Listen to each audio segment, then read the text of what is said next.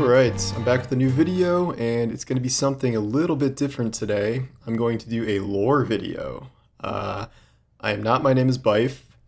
You can already tell by the accents, and I am not going to be nearly as charming or knowledgeable as him, but I am someone who really does appreciate Destiny lore quite a bit, and the extent of my knowledge is not like an encyclopedia of knowledge, but I do pay attention to all the dialogue. I go deep into all the Grimoire cards and really enjoy kind of exploring Destiny's story. And this has been a very good season for that because there's so much happening with the arrival of the darkness and the pyramids, and we are getting these kind of weekly lore snippets about the darkness, which has been the main, quote unquote, lurking villain of the game ever since it debuted.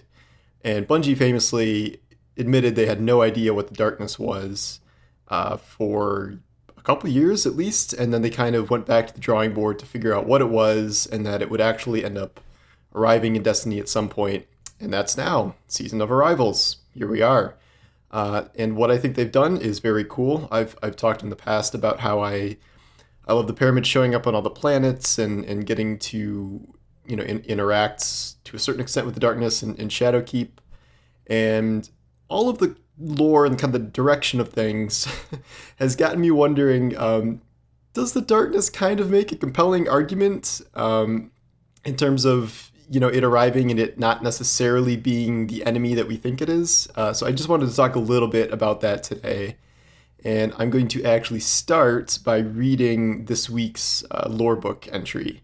And like all of these have been data mined, but I've been trying to just do week by week the ones that are actually here and live. And this one I think kind of best exemplifies what I'm talking about with the darkness not necessarily being evil, probably being evil, but I don't know. Let's wait and see. I think there's more complexity to the situation than we think. So I'm going to read this lore entry from the Ishtar Collective, so thanks to them for that. Again, I'm not Bife. This is not going to be riveting or anything, but just to get a sense of what I'm talking about here, and I'll put it on screen. Another rhetorical gambit. The enemy presents itself as part of a natural cycle. Like a stalking wolf, it simply obeys its nature. How can we hate it for that? There are jaded guardians, strangers to true loss, who claim that the traveler has ulterior motives and the darkness is a natural force. They worship...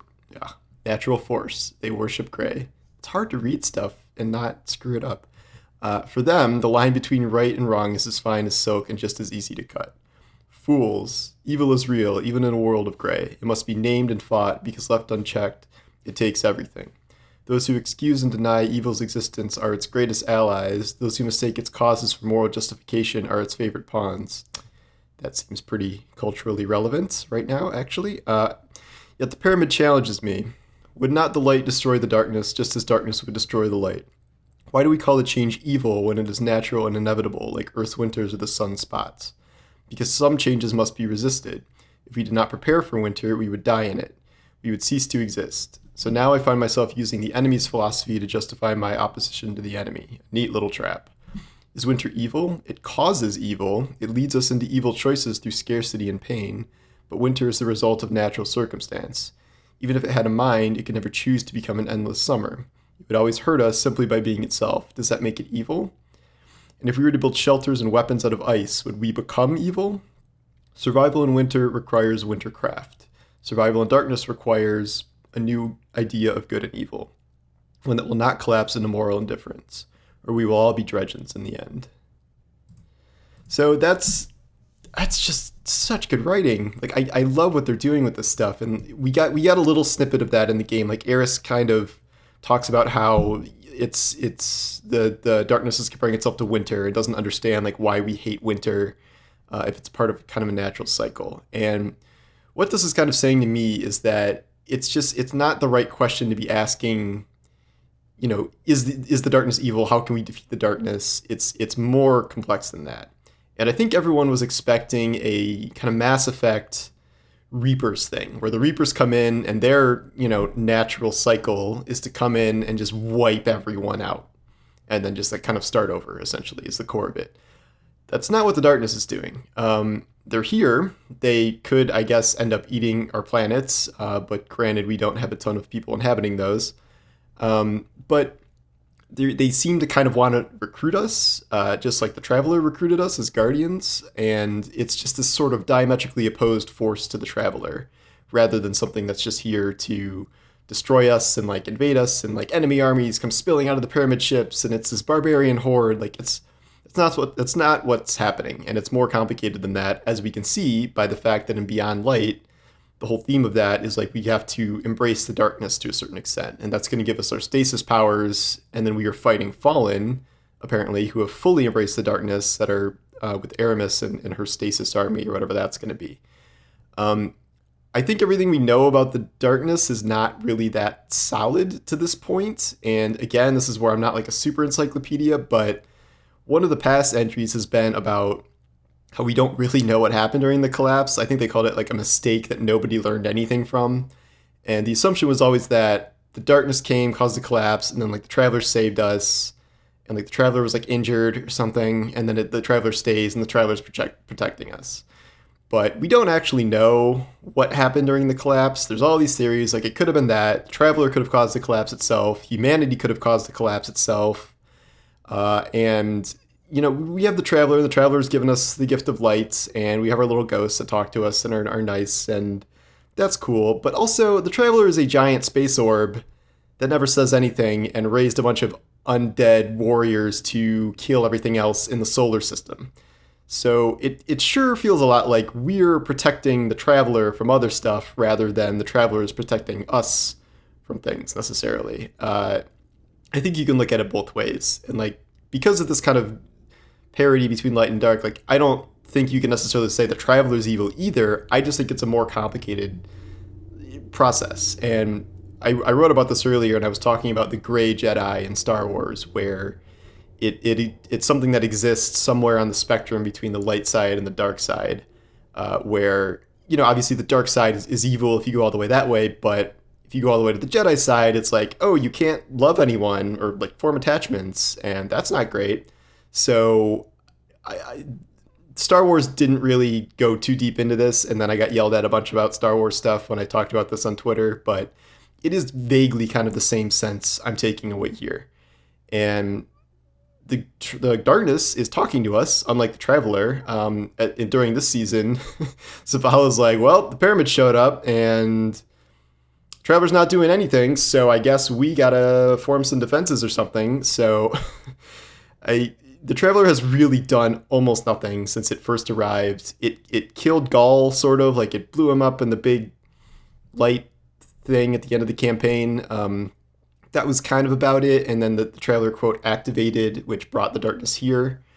You know, maybe it's not the best thing to be fully seduced by the darkness, and that's what I think Eris is saying here, because if you do that, then you just become a dredging, or you become, like, a nihilist, like Callus.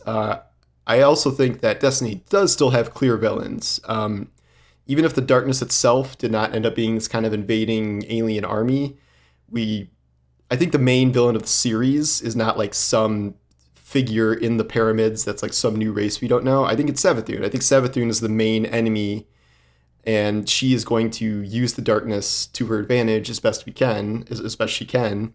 And we're kind of gearing up for that conflict a year from now, and we're going to be taking her on using a combination of light and darkness. And she doesn't want the darkness talking to us, which is the whole point of this season, which is why she's trying to intercept our messages. And it's kind of like, why is the darkness evil if our truly evil enemy doesn't want us to talk to the darkness? So I think she's trying to like keep all its gifts to herself and like keep us cut off and keep us locked in the light. And the light is limiting. And I think we're going to learn that this fall once we kind of expand outside it and get these stasis powers and go into the Deep Stone Crypt and go to Europa and like learn, you know, all these things about the darkness and what darkness powers mean and things. So I just have really liked how this has unfolded. I think most people were expecting invading army of ships, enemies pour out of the ships and invade all the planets, and we got to make some last stand on Earth against the armies of the darkness. And like, what is actually happening is a lot more complicated than that.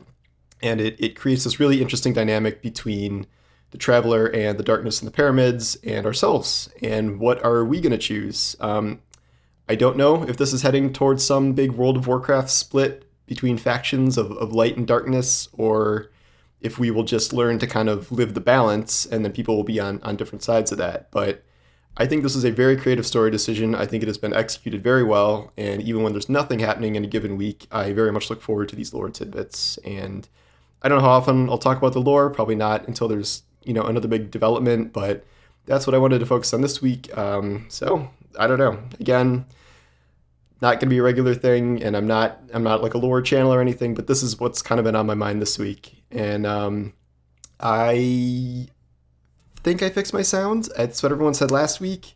I got a new key light for the lighting. You can let me know if that looks good. I'm really trying to get as professional as I'm able here. I know it's a work in progress. I had some gameplay footage playing for at least some of this, just me doing the contact events, messing around with that. And I was going to talk about trials, then I'm like, well, I can't record any trials footage, and also I'm terrible at PC trials, so that might not go well. But I have things to say about trials, which maybe I'll just put that into an article instead of a video, or just do a video where you stare at my face the whole time instead, or I play normal PvP or something. So yeah, that was it. I also... Evie, you want to say hi? I have my dog here for once. Evie, can you see her?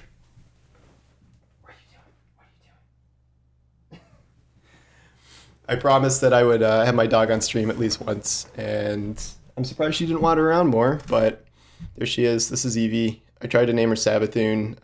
My wife is not on board with that, and she will be a guest star in some of my future videos. So if you like that, if you like Destiny, if you like corgis, like, comment, subscribe, all that stuff, and I will see you next time. Bye.